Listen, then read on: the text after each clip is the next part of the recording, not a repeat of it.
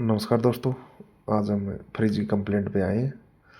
आके देखा तो हमने इसमें तो रिले ओवरलोड चेक किया हमने, तो रिले ओवरलोड की कंप्लेंट थी।